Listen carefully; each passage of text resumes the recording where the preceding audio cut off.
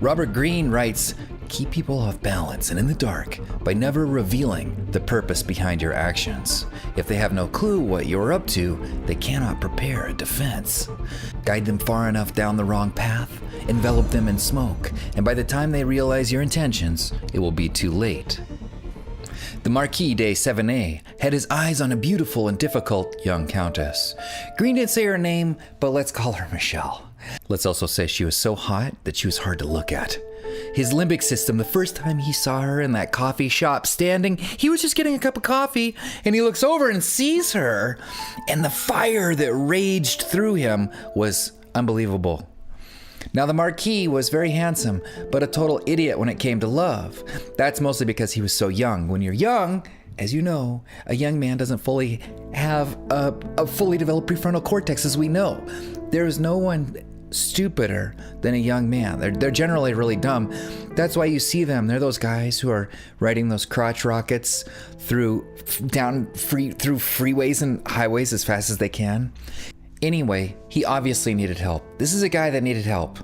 So he goes to Ninon de l'Enclos. She was a master in love. All the great families went to her for help when it came to love. They're just people like that. Wouldn't that be nice if there were just people like that we could go to nowadays? But back then, apparently it was just a thing. She was just really, really smart, like a doctor in love. So there they are in her quarters, and he's like, Michelle won't pay attention to me. I don't know why. She's so fucking hot.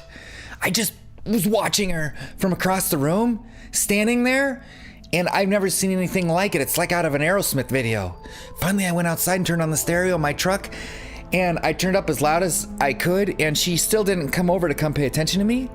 Then I revved the engine, so the smoke came out. It was so crazy, and Ninon couldn't stand to hear this. It literally hurt her ears to hear this very young, dumb fuck talking about love.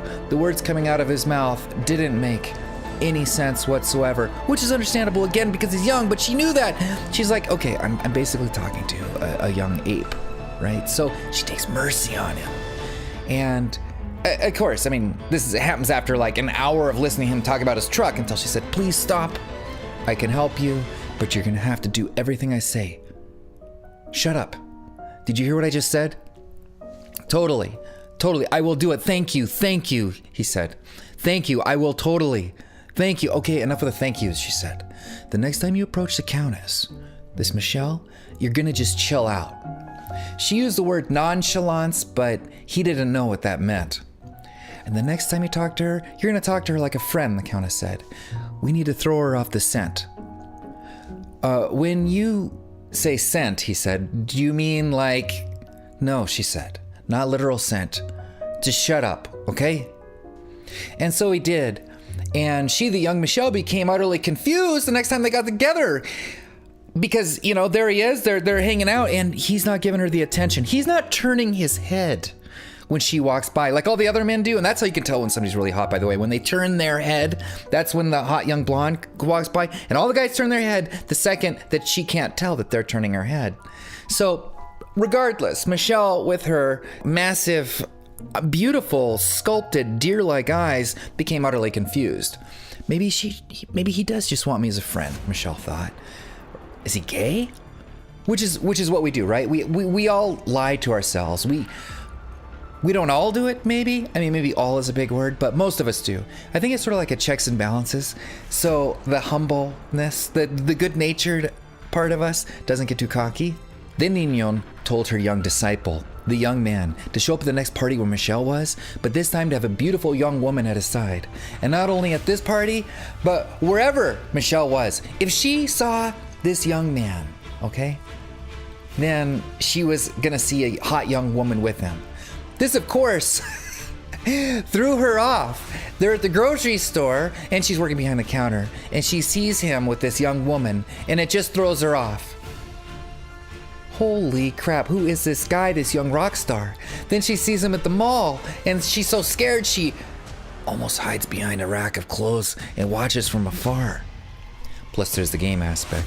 If Michelle can snatch this young man away from the clutches of all these beautiful and adorning young women, then this gives Michelle, and everybody will see it, some kind of sexual validation.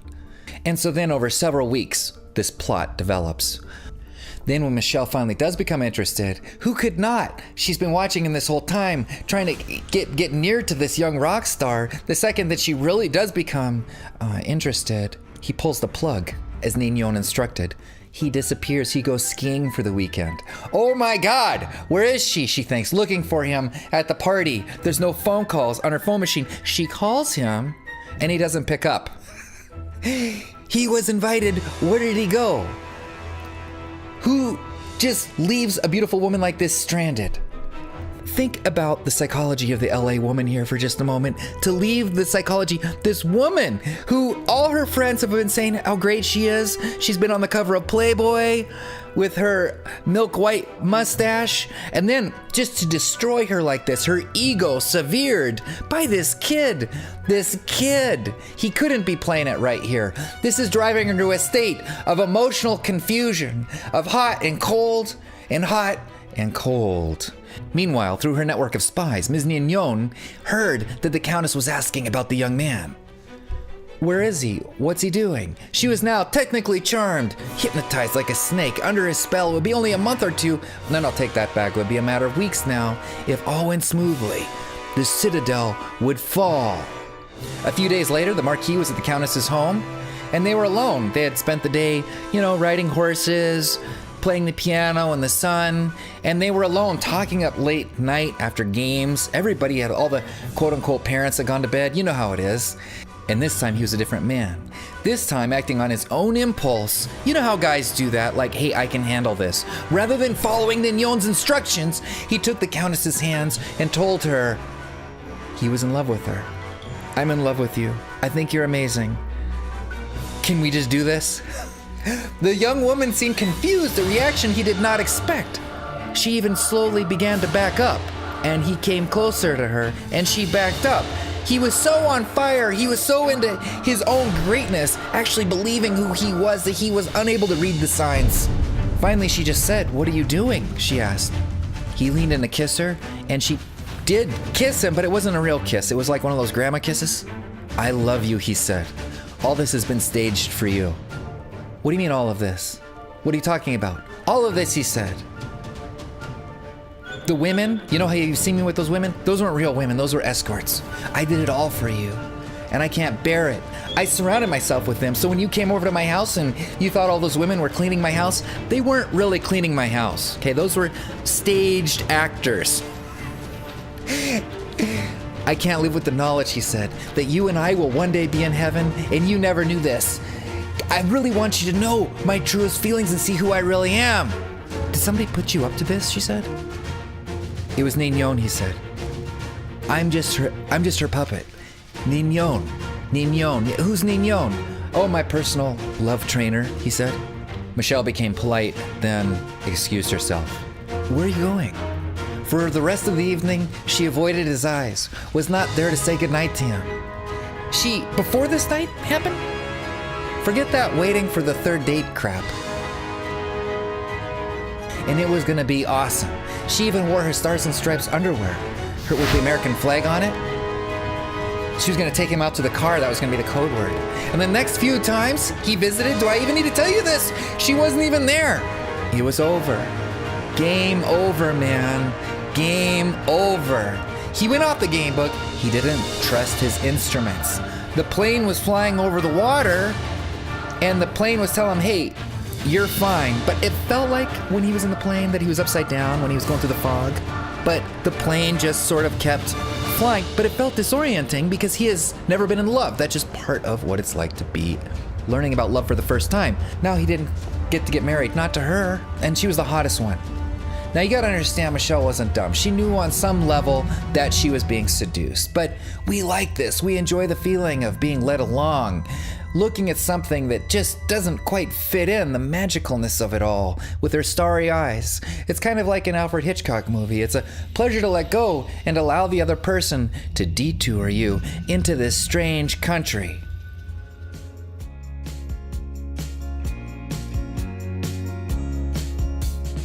And before I forget, a shout out to my buddy, Music is My Life, 55783. Thank you. This video wouldn't have been created without you. You said, where's law number 3? And that meant a lot. Now we gotta do law 4. Only 45 laws left to go, right, Music? I will see you shortly.